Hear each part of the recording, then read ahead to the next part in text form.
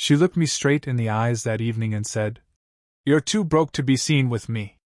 I still remember how her words felt like knives, each syllable cutting away any bit of pride I had left.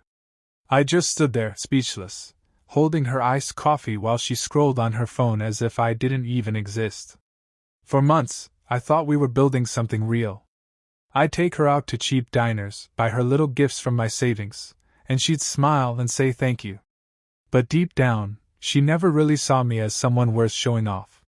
That night, I walked away quietly.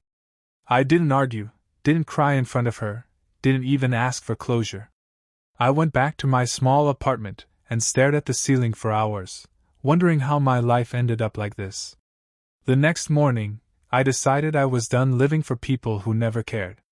I deleted her number, blocked her on everything, and focused on surviving each day.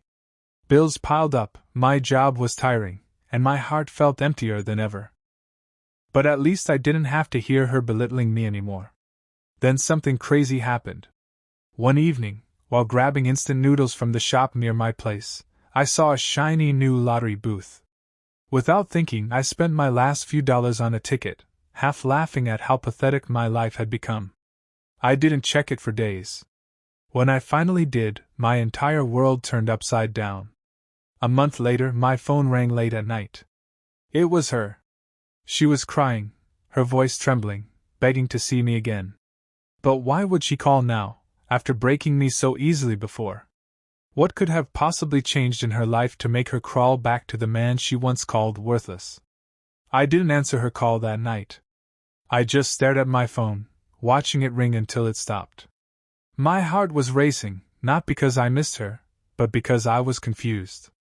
Why now? Why after she made me feel like I was nothing? The next morning, I woke up to 10 missed calls from her. She left voice messages too, each one sounding more desperate than the last. In one, she was crying so hard I could barely understand her words. All I caught was, "Please call me back. I need to talk to you."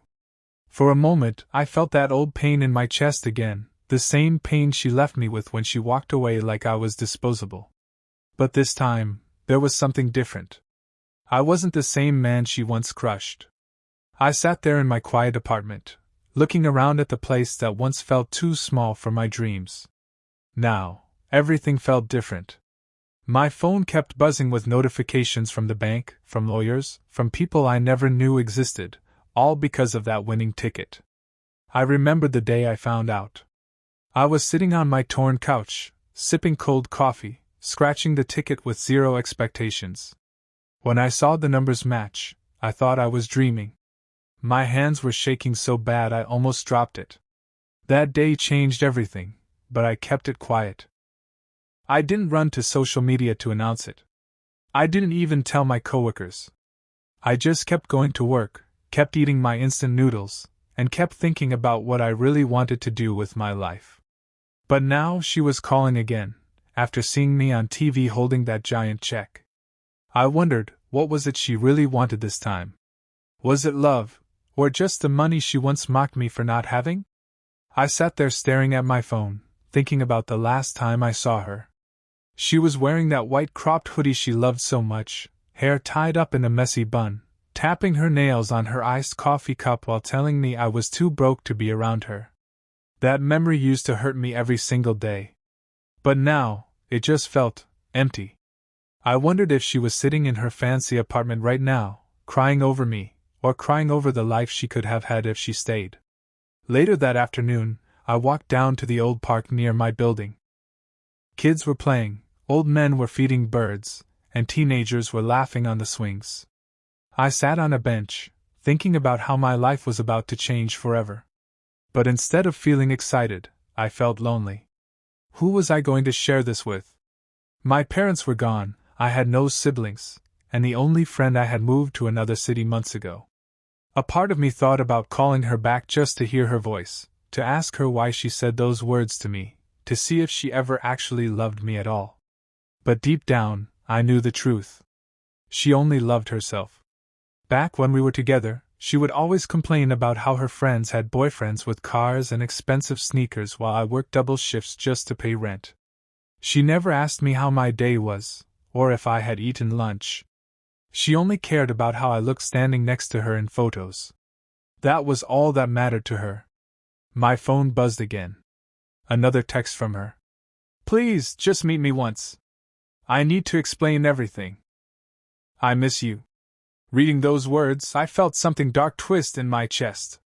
Why now? Why when I finally had something she could use? That evening, I sat alone in my apartment, staring at her messages. Each one sounded more desperate than the last. She was calling me every hour now, leaving voicemails saying she couldn't sleep, that she was sorry, that she regretted everything. My chest felt heavy, not with sadness this time, but with a strange anger mixed with pity. Where was all this regret when I was spending nights wondering why I wasn't good enough for her? Where was this love when I was walking to work because I couldn't even afford bus fare some days?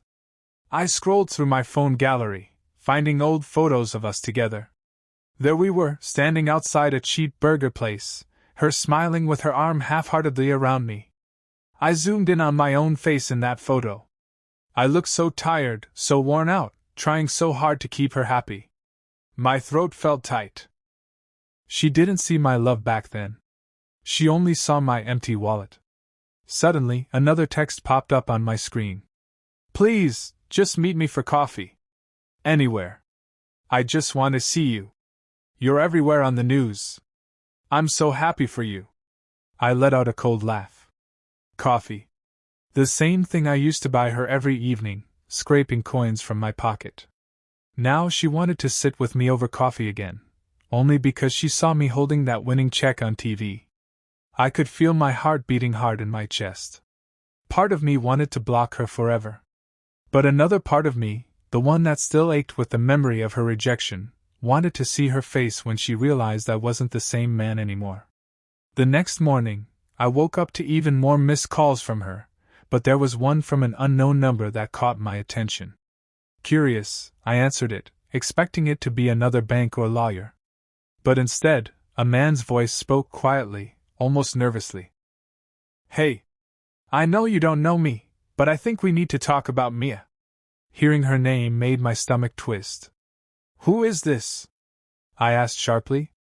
He sighed heavily before replying. I'm her boyfriend. Or... I was. Look, I saw your name on TV, and she's been acting so weird ever since. She keeps crying and talking about you. I checked her phone while she was asleep, and man, I just thought you should know. My chest tightened. Her boyfriend? Even after she broke me, she was still doing the same thing to someone else. Before I could respond, he continued. She told me everything about you after she saw your lottery interview. She's planning to get back with you. She says you're her last chance to live the life she deserves. I couldn't breathe for a moment. My mind flashed with her words from before, calling me broke and worthless. Now she was with someone else but planning to use me as her way out. The man's voice shook as he added, I just thought, you should be careful. She's not who you think she is.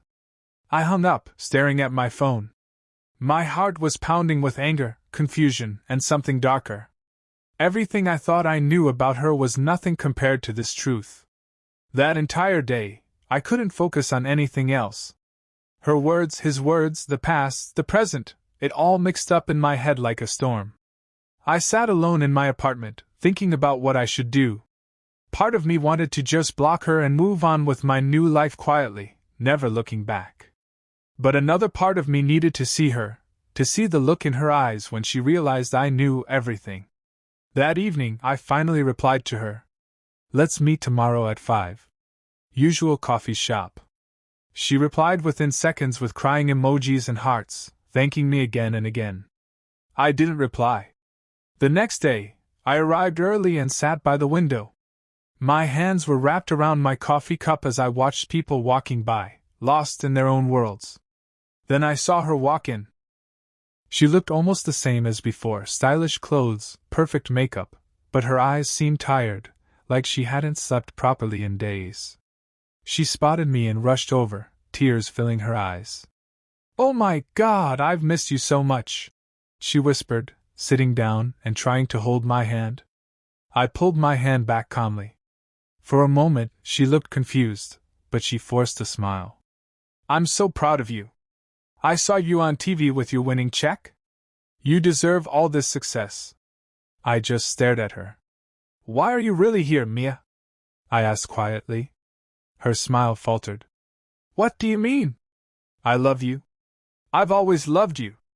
I was just confused before. But I realize now that you're the one for me. I raised an eyebrow. Does your boyfriend know you're here?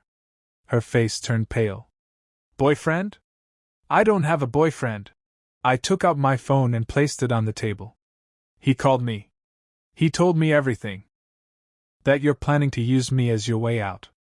Her eyes widened with shock, her mouth opening and closing as if she couldn't find the right words. Tears spilled down her cheeks as she whispered, It's not like that, please. I just need you. I love you. I made a mistake. Please forgive me. I sat there silently for a moment, watching her break down in front of me. Part of me felt pity for her, but most of me felt nothing. Finally, I stood up, grabbed my coffee, and leaned in close to her ear. You were right. I was too broke to be seen with you.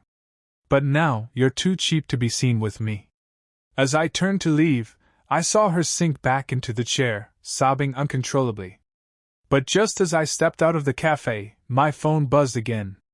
It was an email from my lawyer. Apparently, the winning check had an issue, the lottery company was under investigation, and all winners' funds were frozen indefinitely. I stood there on the street, feeling the world spin around me. In one moment, I had everything. In the next, I had nothing again. But this time, I smiled.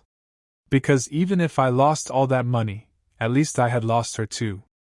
I stood there for a long time, staring at that email. The city noises faded around me as I read it over and over again, letting the words sink in. All the dreams I built in my head, buying a small house, paying off debts, maybe traveling somewhere peaceful, all of it slipped away in a second. But strangely, I didn't feel panic. I didn't feel broken like I used to whenever life knocked me down. I just felt calm. I walked slowly back to my apartment, thinking about everything that had happened. The old me would have called her, cried to her, begged her to stay with me even without money. But now, after seeing her true colors, I realized how lucky I was to know her real intentions before it was too late. If the money never comes, I'll still be okay. At least I won't spend it on someone who never cared about my heart, only my wallet. Later that night, I made myself a cup of tea and sat by the small window in my living room. The city lights twinkled far away, and a soft breeze came through the half-open window. I thought about how she must be feeling right now, probably sitting in her room crying over losing me, or maybe planning her next move with someone richer. I didn't hate her anymore. I just felt sorry for her, for never knowing what real love felt like. She would spend her life chasing people's pockets, never their hearts. And I would spend mine learning how to stand alone without fear. The next morning, I woke up early and went for a long walk in the park. Birds were singing, kids were laughing on swings, and everything felt normal again. I realized I didn't need millions to feel rich. I just needed my peace back. That was something she could never take from me again. Weeks passed, and I returned to my regular work routine. My colleagues congratulated me when they saw the lottery news, but I just smiled and said nothing more. Deep down, I knew this story wasn't about money. It was about finding out who truly values you when you have nothing to offer but yourself. The truth is, some people will never see your worth until they see your bank balance. And some, like her, will never know the value of love that's free of conditions. I closed my eyes that night, feeling lighter than I had in years. Even if life didn't give me millions, it gave me freedom from her. And sometimes, that's the biggest lottery win anyone can ever hope for.